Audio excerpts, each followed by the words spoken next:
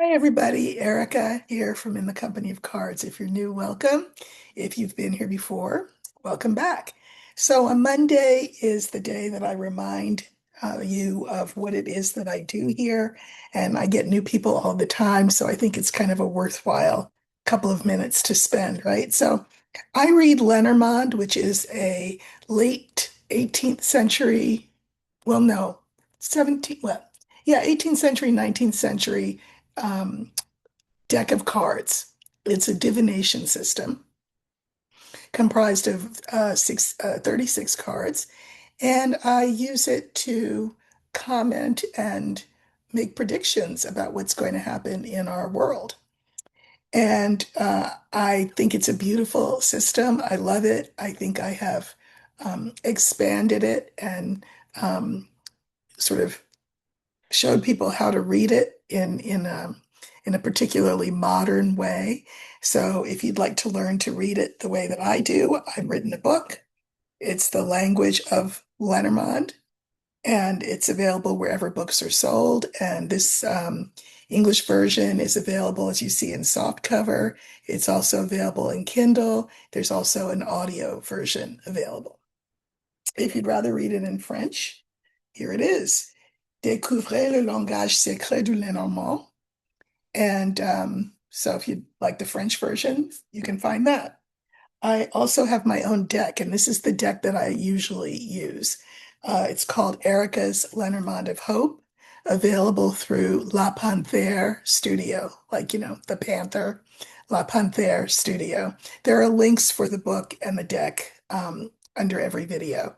I also have a course that is self-directed, meaning that I uploaded a bunch of videos and you can watch them in your own time. There's a charge attached. You can purchase it and you can learn at your own pace. So, and I am going to do a live class in October. Details about that are to come. It'll be probably 5 weeks long, 2 hours a session in the evenings. And it's an opportunity for you to do some hands-on learning of the system with me in real time live. So that's my little housekeeping thing that I like to do on Mondays. Um, It was nice to see so many of you in the lives that I've done in the past couple of days. Saturday, I just took your questions live, and yesterday I had a guest and we had a conversation, and you watched that live. So thank you to everybody who participated in that. So now we are back to regularly scheduled programming.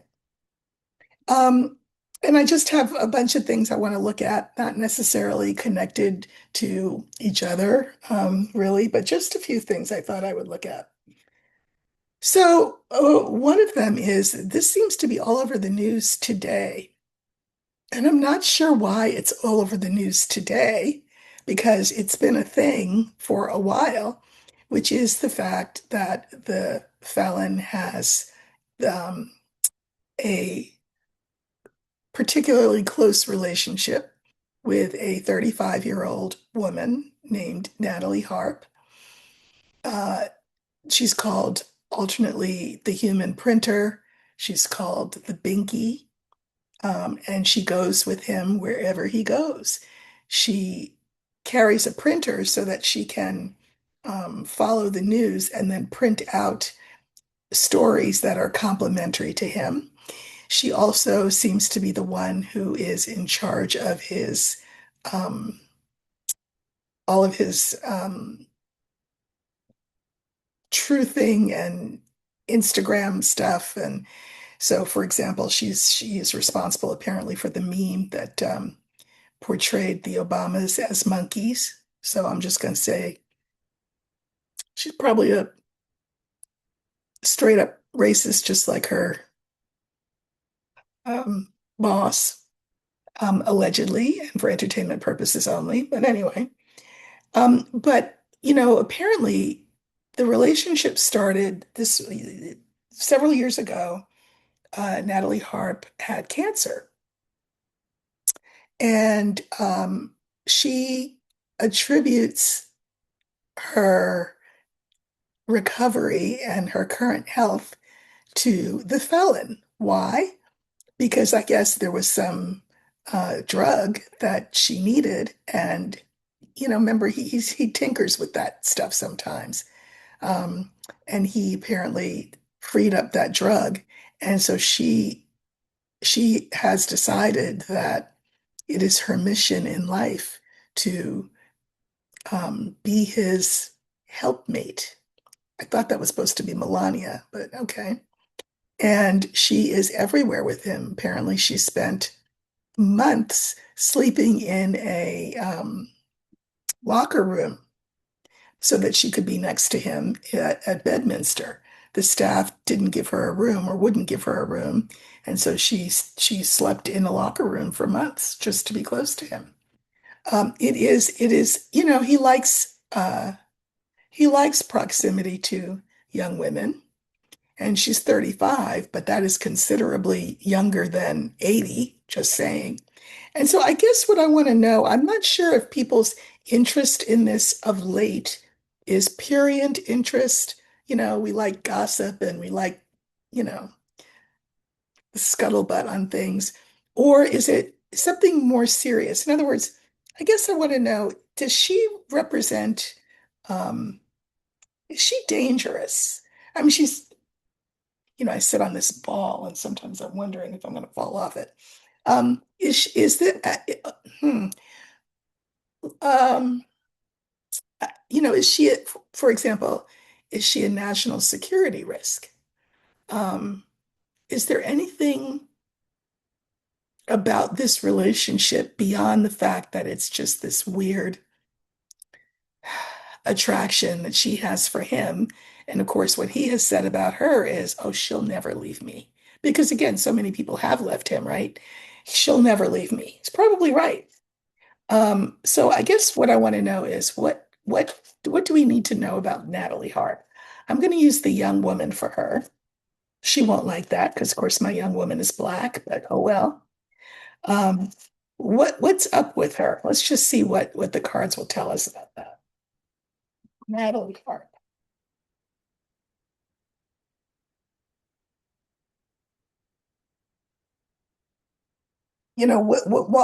Why all of a sudden is she all over the news?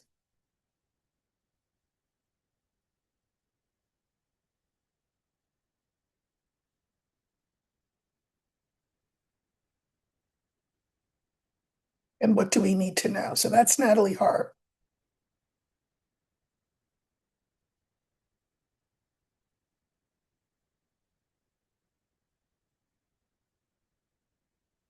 Well, I mean, we have the coffin, we have the letter, we have Natalie, we have the ring, and we have the ship. Uh,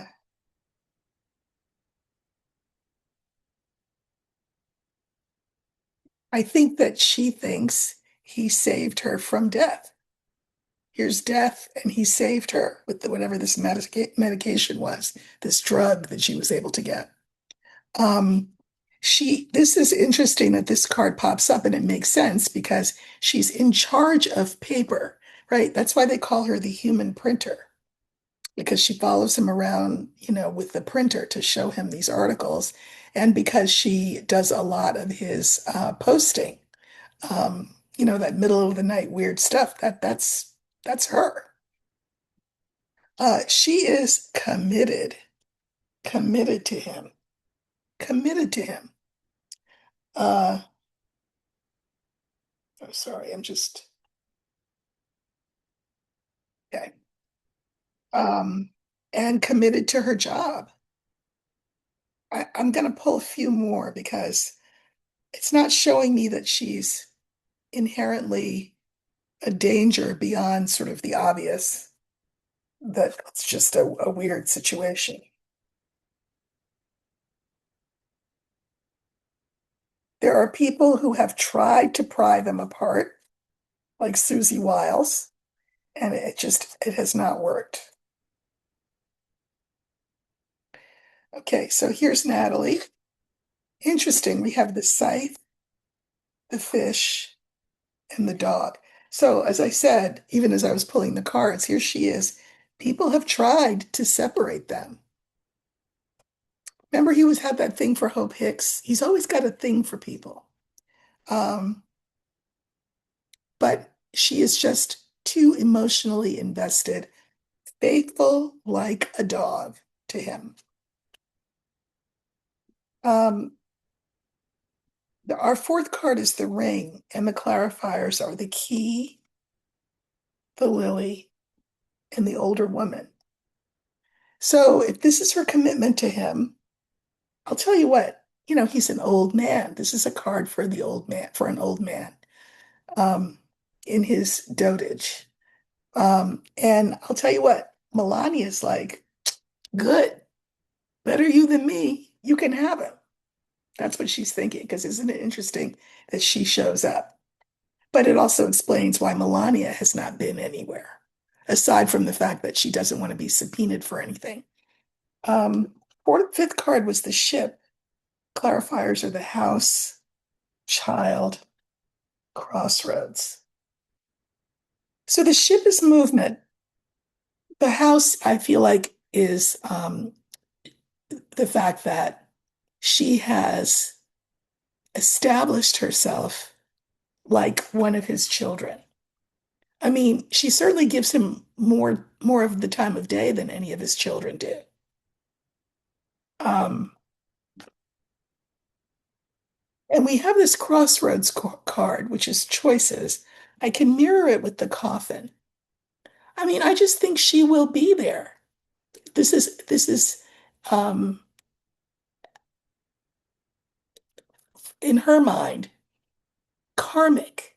In her mind, it is her destiny to be with him, to help guide him through his last, please God, let it be days or months or years. I think that's what she thinks.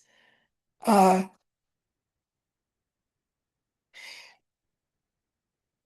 this is also the card for maturity. She's not very mature.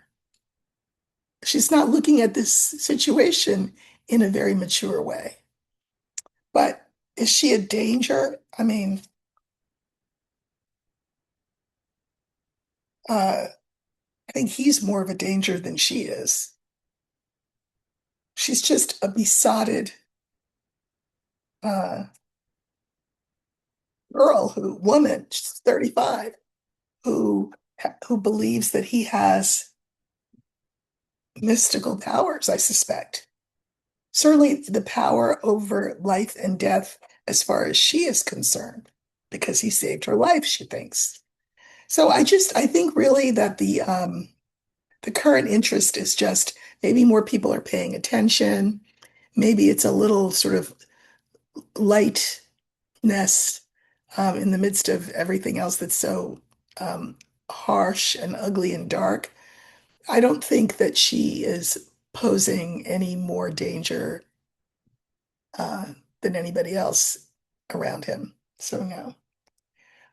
Let's look at Melania for a second, because the BBC, remember that the felon has sued the BBC, so, because the BBC claimed in a report that the things that he said just prior to the insurrection, that they instigated the insurrection. And I mean, of course they did.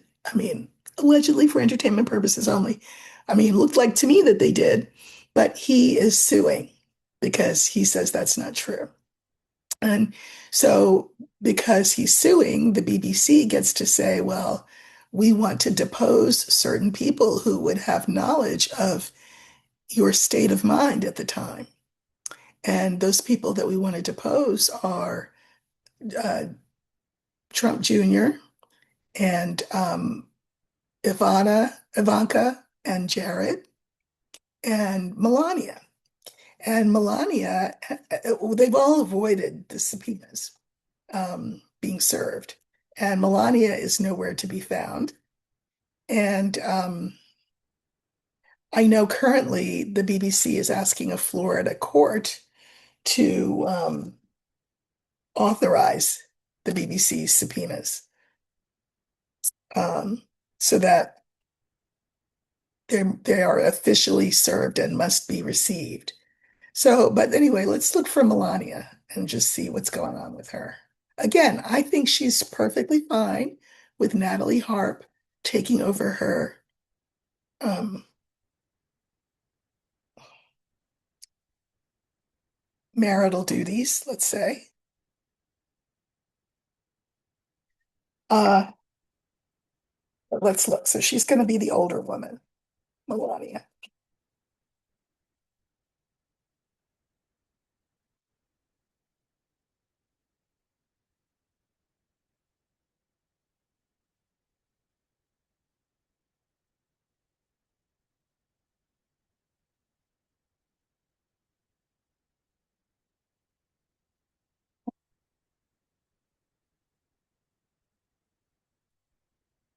Crossroads starts us off. We have the letter, Melania in the center, the stork, and of course he shows up. So I think she has gone her way, they've gone their separate ways. That's what I think. Um, she has been contractually obligated to do certain things, but I think the fact that the human printer is around has sort of gotten her off the hook in a lot of ways. So as far as she is concerned, like I said, good. That's better for me because then I don't have to be around him. And then he's at the end of the line. So I'm going to just pull a couple of cards under her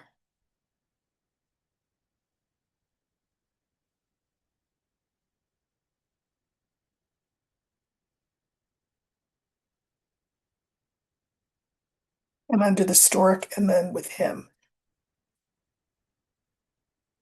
Okay, so interesting because here she is. We have the cross, the snake, and the garden. Well, we know that Iran has put out, um, put what uh, Iran would like them no longer in the world, the whole family, and they have made that known. So she's probably scared about that, scared of being in public. She knows that people don't like her. And that is, I mean, she's a human being, I guess. Looks like a cyborg, but we'll just say she's a human being. And so this is painful for her. She suffers because the public hates her so much. I mean, she's responsible for why, but nevertheless. So that part's painful. But again, this is a repeat of what I said before, which is she is just as happy to have Natalie, this young thing, take over for her so that she doesn't have to deal with this old crazy man and so that she can be left alone in that Garbo-esque way. She really wants to be left alone. And as far as she's concerned, he is getting worse and worse mentally. And in fact, she thinks that that's a gift to her. And she says, let other people deal with him and let people talk. I don't care. Well, she said that, right? I don't really care, do you? She really doesn't care. So people can go ahead and talk because she's going her own way. Now, I do think in the end the law will catch up with her. The subpoenas will catch up with her. But in the meantime, she just wants to be left alone. If there is no jealousy or anything on her part for Natalie Hart. She couldn't care less. I do think she's worried about with the cross and the snake and the garden. I do think she is worried about more information coming out about her and her past, which is, I mean, not as savory as usual first ladies. I'll just leave it at that. She's very concerned about that. Um, but she's glad that Natalie's around because again, it just relieves her of that responsibility. So the Tate brothers. So I read an article. This was interesting. And it was written by a Romanian woman who had been a publicist in Romania for the Tate brothers. And they were dumb. They didn't have her sign an NDA. So she is now talking and said a bunch of things. But one of the things that and I think that the reporter did their due diligence and verified. So the Tate brothers, you know that they were born in the US, but their mother is British or was British. I don't know if she's still alive. Their father was American. He was a very, very good chess player, and he was also in the Navy. But here's the kicker. Now the Tate brothers are, aside from horrible misogynists, right? Violent, awful, women-hating, girl-abusing criminals. Uh, they also are racist and have made many racist statements. In fact, one of the things that this publicist said, she had to quit, she said, because they were very hard to keep on a leash. And so, she would try to put out, as a publicist would, good stories that put cast them in a good light. And then Andrew would do things like from Hong Kong, he would tweet something like, Hong Kong is great. There's hardly any blacks here. But here's the thing. The Tate brothers' father is black. They are not, they are white presenting. They are certainly white passing. And I just want to know, um, did Barron and the felon and all of them, did they know that the Tate brothers are black? They hate themselves, obviously. They hate their blackness. They learned hatred of women because I think their father was quite not good to the mother. But they're black. I'm just saying. So uh, I'm going to use the dog, and that will stand for the Tate brothers.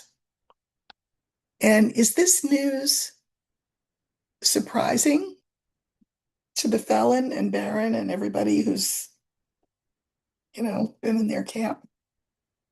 So we're going to use the dog, and that will stand for both Tate brothers. And the fact that the dog is black, well, just makes it all the more poetic, I would say. I mean, I don't know if they've kept it a secret, but I mean, it certainly was the first that I'd heard of it. Okay, the Black Tate brothers, the white passing Tate brothers.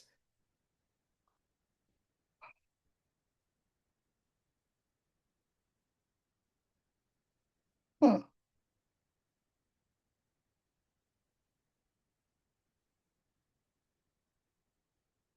Well, I mean, it looks like even if they did know, they gave it a pass because, uh, the felon and his family will have given this a pass because there's so much that the Tates bring to their table. So we have the young man, we have the house, the dog, stork, and the moon. So let's say, for the sake of argument, this is Barron. This is the White House. These are the Tate brothers.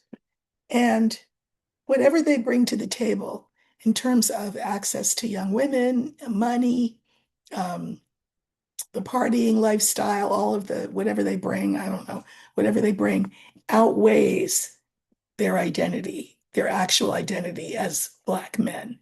They're being given a pass on that.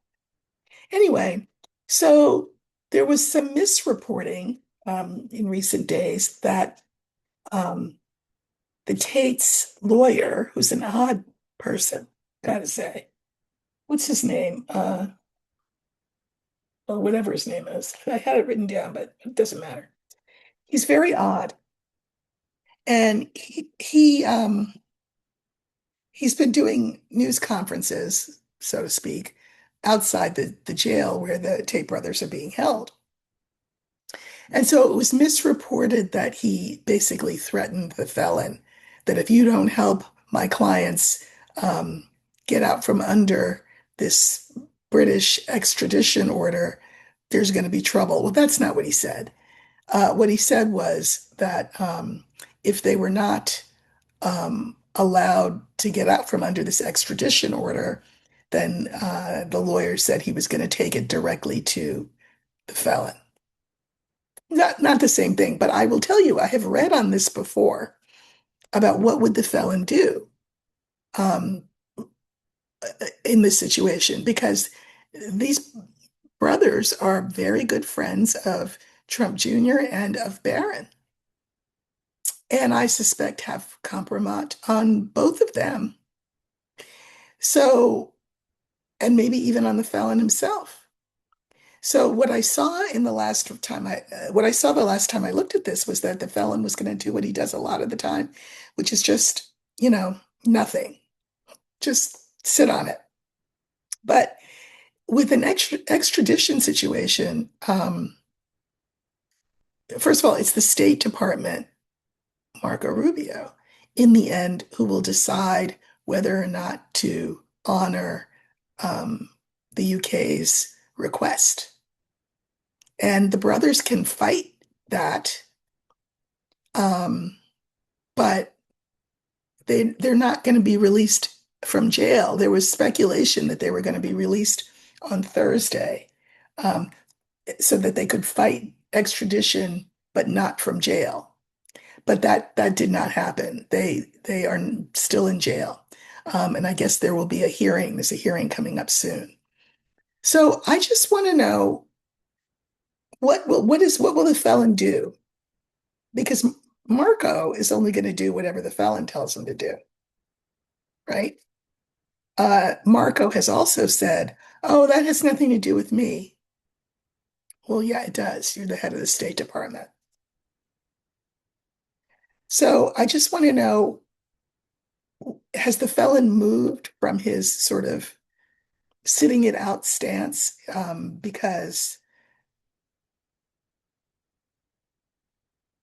It, because if he's damned if he helps them and he's damned if he doesn't, right? If he helps them, everybody's going to say, "Wait a minute, what are you doing? What, what?" If he doesn't help them, well, then he has the wrath of the Tate brothers and their lawyer to deal with. So I'm going to look for the felon in the deck, and I want to know what is his current thinking on the Tate brothers.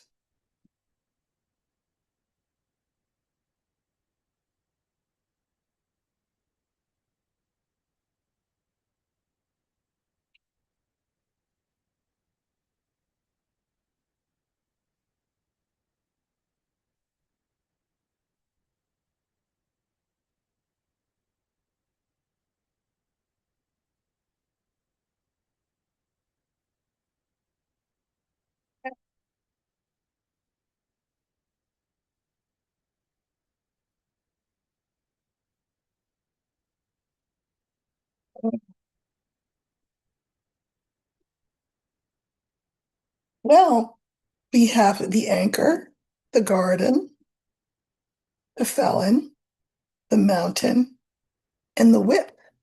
It doesn't seem that there's much movement from him from the last time that I looked at this. If he helps them, he is going to be sunk by even more of the public in terms of their opinion of him. I mean, first the E-Files, now the Tate brothers. You're looking pretty guilty, buddy. So he knows if he helps them, he'll be sunk in the eyes of the public more than he already is. So again, he's just gonna sit, wait, not do anything. But this is an interesting card, the whip.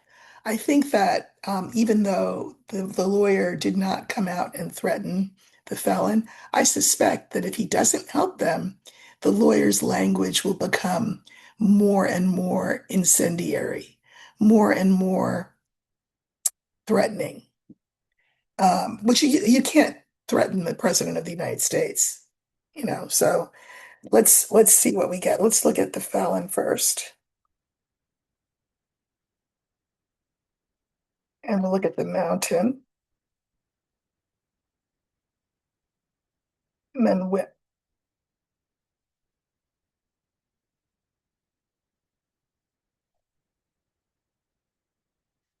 Okay, so under the felon, we've got the tree, the woman, the letter. Uh,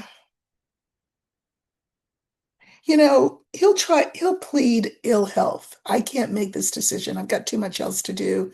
I'm trying to run the country. I'm trying to have a war. I'm trying to, whatever. Um, but I mean, Melania may very well have something to say about this because this is a good friend of her son. And these are good friends of her son. And, she may have an opinion about this. This mountain, he really doesn't want to do anything. He really doesn't. But he's starting to feel overwhelmed with felon. And this is the White House, and then this is the scales. What the scales of justice, you could argue. What's that going to look like if I help these guys out? What he'll probably do is just say, Marco, you handle it. Marco will probably hand them over. And then the felon will say, listen, I had nothing to do with it. This is Marco. It's his State Department. That's probably what he'll do. But there's been a lot of arguments about this. I'm sure that the Trump sons have had a lot to say. Um, Things are really up in the air and confused. This has really thrown a monkey wrench into things. And then we have Clover. It was sort of sudden. And then we have the heart. They really took Barron under their wing for their own nefarious purposes, of course, I'm sure. But Barron really likes these guys. They were mentors to him, big brothers to him. Uh, so the felon really just still feels kind of landlocked and stuck. I suspect he will make Marco do the dirty work and turn them over. Um, and then just hope for the best, hope that they don't turn on him, which of course they will, because why wouldn't they? Uh,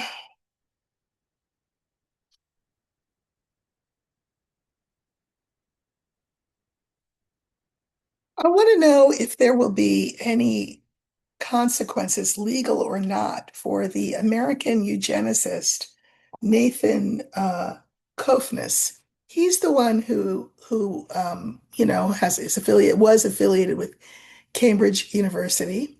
He is a raging eugenicist, a horrible, horrible, horrible human being who sort of intellectualizes his racism. And says, among other things, of course, that Black people are intellectually inferior to white people, etc.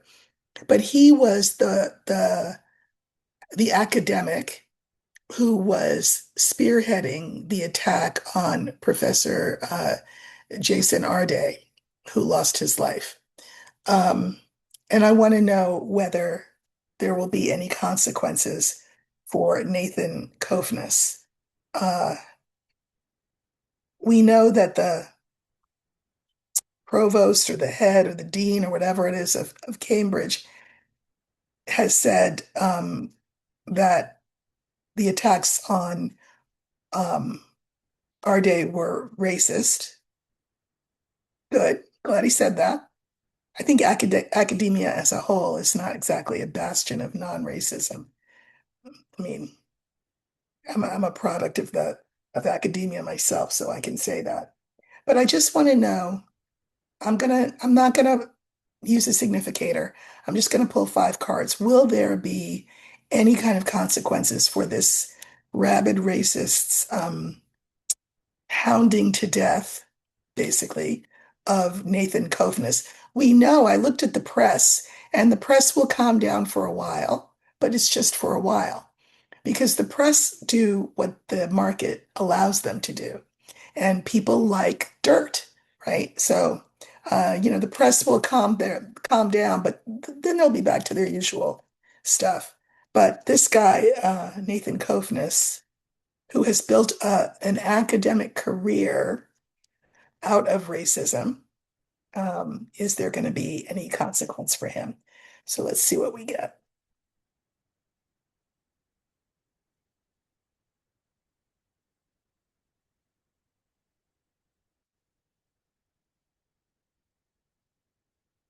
I mean, he's already lost his position at Cambridge. He had lost his position at Cambridge a while ago. Um,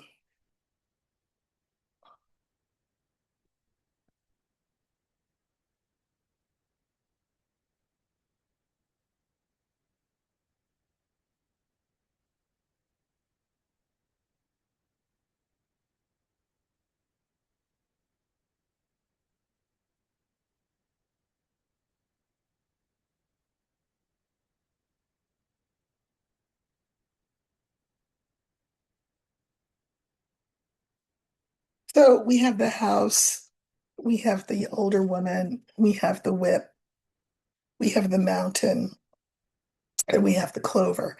I will say that I wish that the world were such that everybody agrees that this guy Kofness is horrible, but everybody doesn't agree.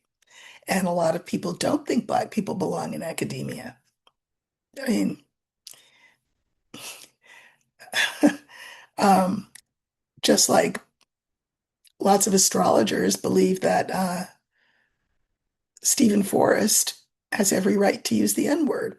Just saying. So, this is not going to be any kind of fairy tale answer that I get here.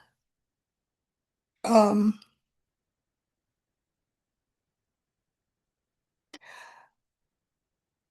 I don't know. House and woman. I think I think he may seem he may be less cocky and his stance less outwardly accepted. I mean, how he got as far as he did get in academia, I don't know. But this feels like being sort of cut off at the knees a little bit in his this is sort of his where he does his work from. This is like the body, the self, the worldview. That's his. In the center, we have the whip. So there will be a lot of arguments about him and his role in Professor Arday's end. And I think he will be blocked from certain circles. But because we live in the world that we live in, people's memories are short.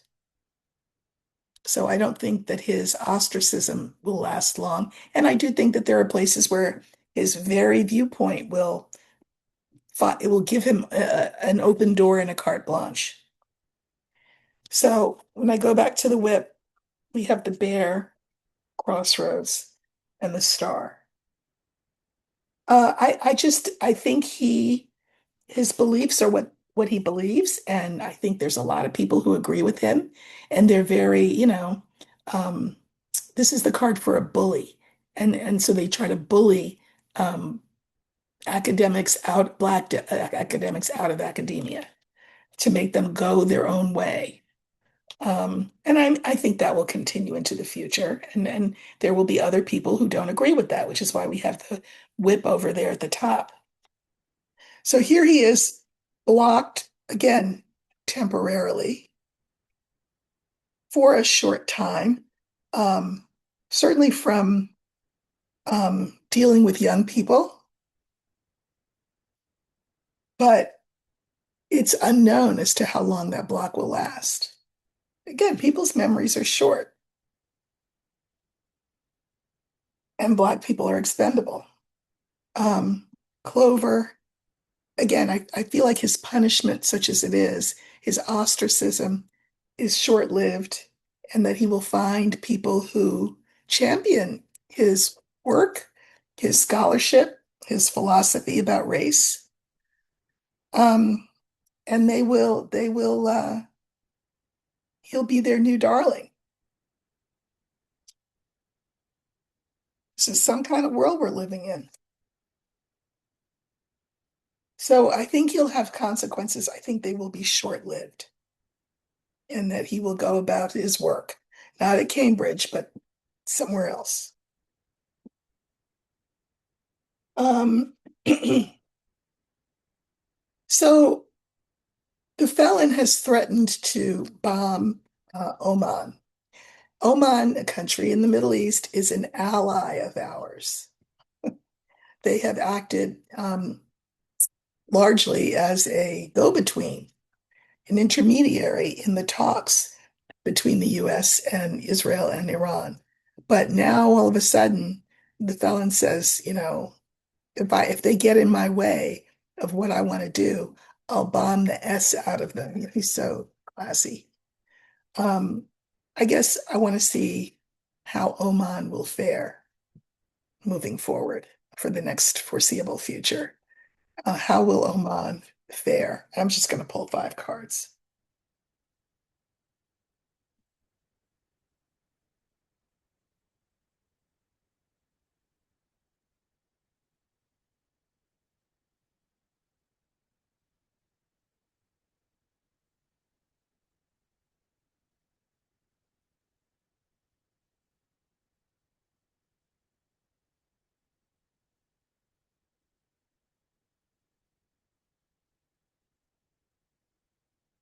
Okay, so we have the mountain and the snake. We have the tower in the center, the bear, and the lily. Um, you know, I have said that the lily is the card for an old man, senile, but it's also it's other things. It's also the card for peace. Um, but this kind of language is incendiary. You're going to threaten an ally in advance of them even. I mean, they've done nothing but try to help the situation. So, this is of course problematic. I think Oman is okay, but it just isolates us more because our Arab allies are going to say, I mean, and I just don't mean Oman, I mean others, Qatar, Saudi Arabia, Jordan are going to say, wait, why are we on this guy's side? Why are we allies with the US? Because this guy, I mean, what is he doing? So I think he's going to end up isolating us more with his bullying behavior, because he's a crazy old man. But I think it's a wolf ticket. He's not going to bomb Oman. Meanwhile, he's also mad at South Korea because apparently he hit South Korea up and asked them to help us in the war effort in Iran, when meanwhile nobody even knows really what the mission there is. And according to the felon, South Korea said no, thank you, because why would they help? I mean, it's not their battle. But of course, the felon says, "Oh, you're not going to help? Okay, then we're going to pull troops out of South Korea." Now, we've had troops in South Korea since the war, the Korean War, that would be. Um, and this would be quite the gift on a silver platter to the head of North Korea, with whom the felon seems to have a kind of a bromance going on. So I guess I want to look at how South Korea will fare. I love South Korea. I've been there a couple of times. Um, and I found the people really lovely and warm. The food's amazing. But let's just see, how will South Korea fare? Is this just another wolf ticket? Meaning a check you can't cash. and I'm just pulling five.